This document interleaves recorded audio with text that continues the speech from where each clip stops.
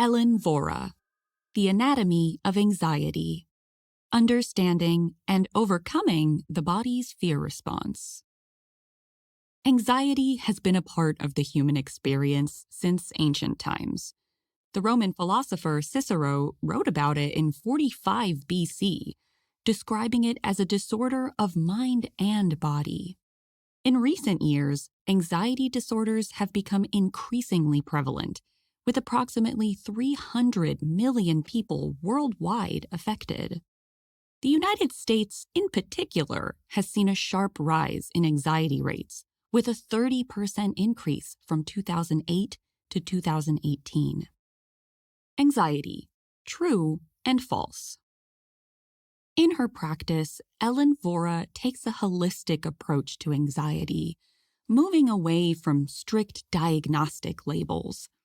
She recognizes that anxiety manifests differently in each individual, from work-related stress to social unease, from constant worry to physical symptoms like dizziness or chest tightness. Central to her treatment approach is the concept of true and false anxiety, terms she introduces to help patients better understand and address their experiences. False anxiety stems from physiological imbalances in the body. It might be triggered by something as simple as a blood sugar crash or a bout of gut inflammation. In these cases, the body sends stress signals to the brain, which then fabricates a narrative to explain the unease. This type of anxiety, while very real and often intensely painful, can often be addressed through lifestyle changes like diet modifications or improved sleeping habits. True anxiety, on the other hand, goes deeper. It's rooted in our existential awareness of life's inherent vulnerability and our mortality. This form of anxiety isn't something to be eliminated, but rather understood and harnessed. True anxiety can serve as an internal compass, guiding us toward what really matters.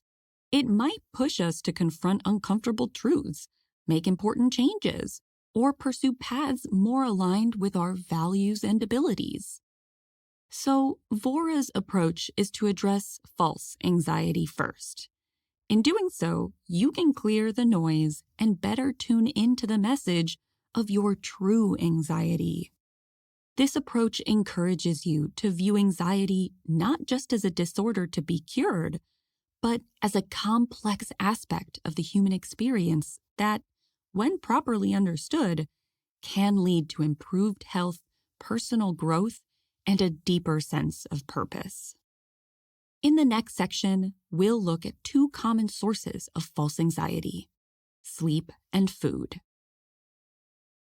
Reclaim your natural rhythm.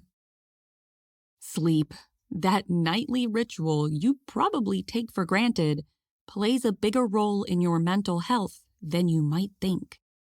It's the unsung hero in your battle against anxiety, a powerful ally in maintaining mental health.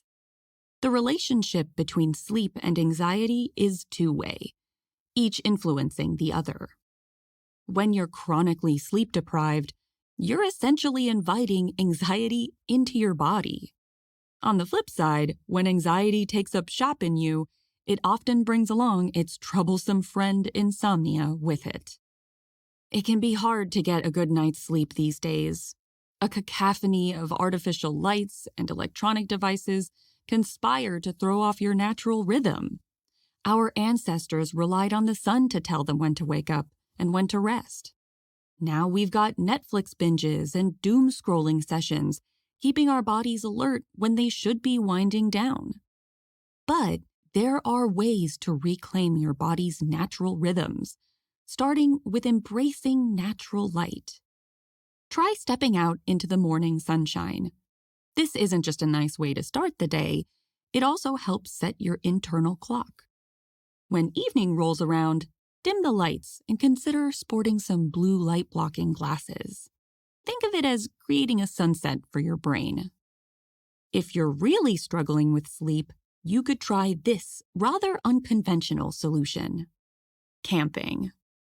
Pitching a tent and spending a few nights under the stars can work wonders for resetting your circadian rhythm. It's like pressing the factory reset button on your sleep-wake cycle. No artificial lights, no blaring alarm clocks, just you, nature, and the natural ebb and flow of light and darkness. When it comes to timing, research on hunter-gatherer societies finds that people typically go to sleep around 3 hours after sunset. What you eat also has a big impact. Do you ever wake up in the middle of the night feeling inexplicably anxious? It's probably the result of your blood sugar. Nighttime sugar crashes cause a spike of cortisol and adrenaline that can jolt you awake, as well as give you nightmares. The fix? Consider a spoonful of almond butter before bed to help keep your blood sugar stable throughout the night, paving the way for uninterrupted, anxiety-free sleep. The struggle to prioritize sleep in today's world is so common that some cultures have coined specific terms for it. The Chinese concept of revenge bedtime procrastination refers to the behavior of staying up late, scrolling through your phone or watching TV, not because you're not tired, but because you're subconsciously trying to reclaim some me time after a day of obligations.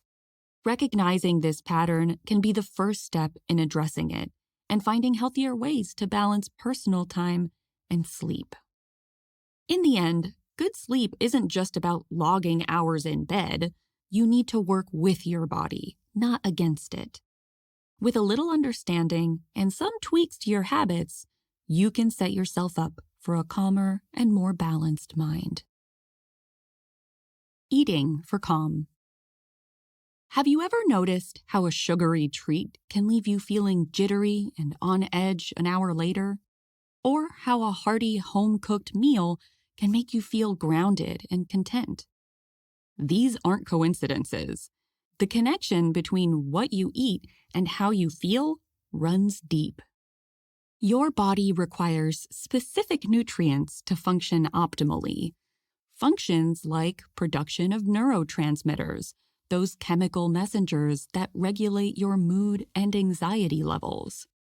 When you're missing vital nutrients, your body sounds the alarm, triggering feelings of scarcity and unease. These can spiral into full-blown anxiety. So, what should you be eating? Picture a plate divided into quarters: 1/4 protein, 1/4 starch, and a full half dedicated to vegetables. You're not counting calories or macros here.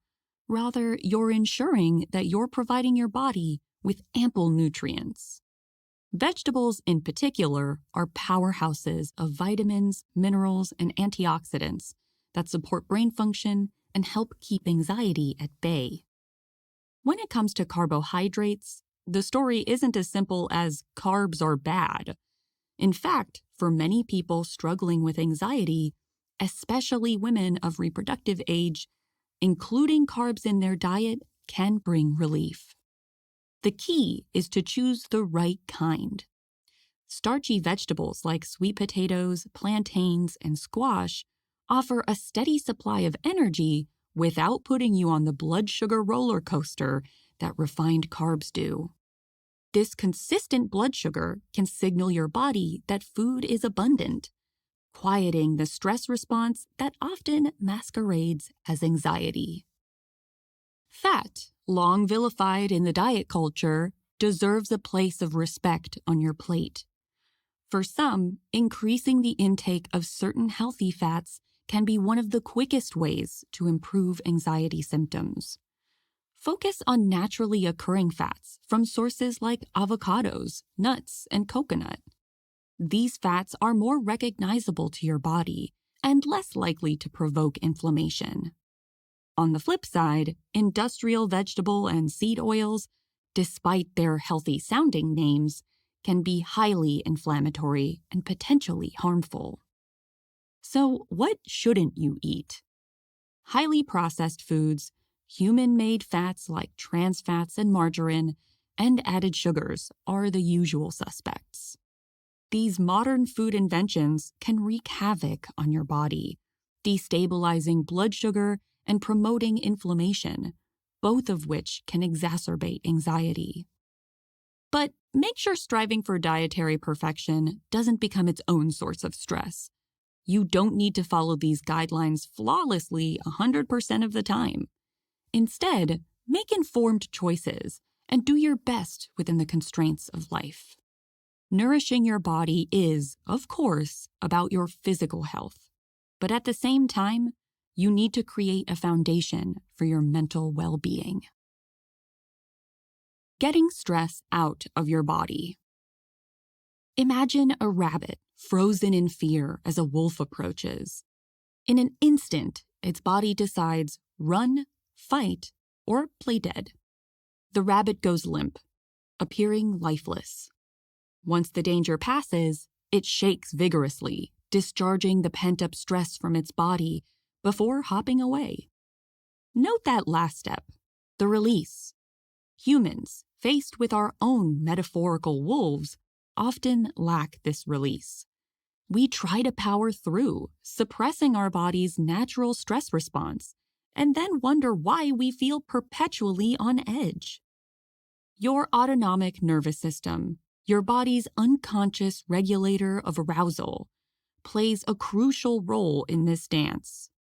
It's not as simple as an on-off switch between fight or flight and rest and digest. Recent research, known as polyvagal theory, paints a more nuanced picture. Beyond the sympathetic, your stress response, and parasympathetic, your relaxation response, there is a third state, the dorsal vagal response, associated with immobilization and dissociation.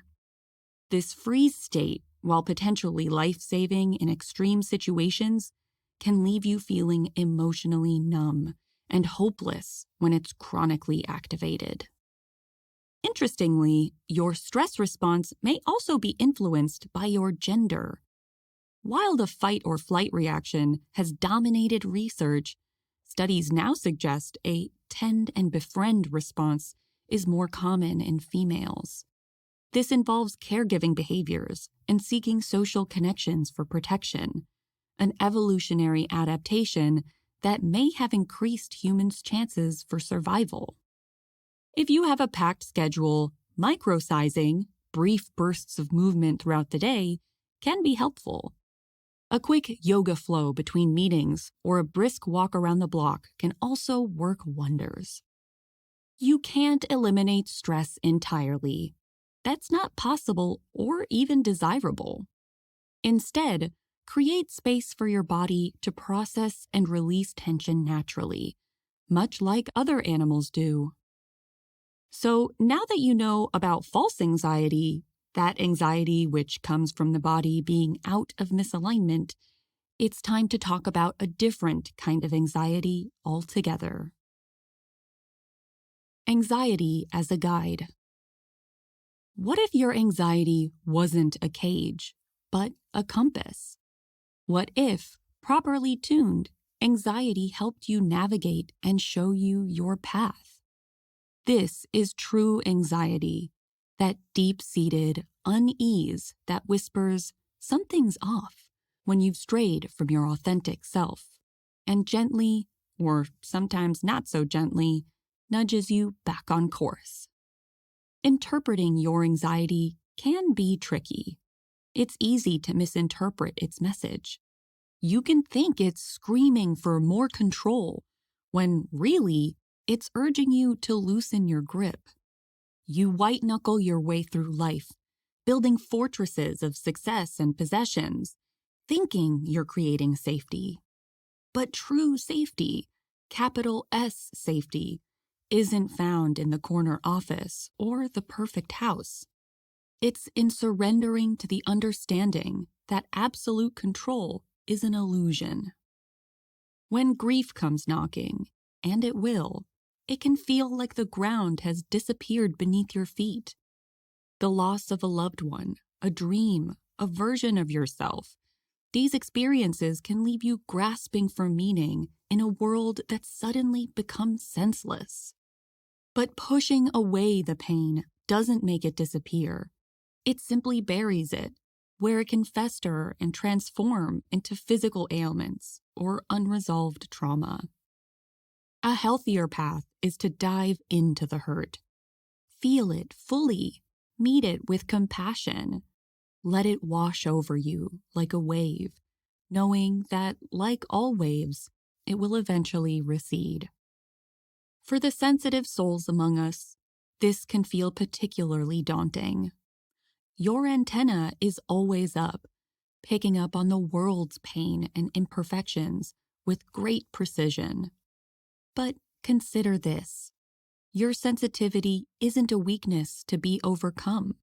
It's a strength that allows you to feel the world's truths more viscerally, to create more deeply, to love more fully. Yes, you might feel anxiety more acutely, but it also means you have a unique capacity to transform that anxiety into purposeful, meaningful action.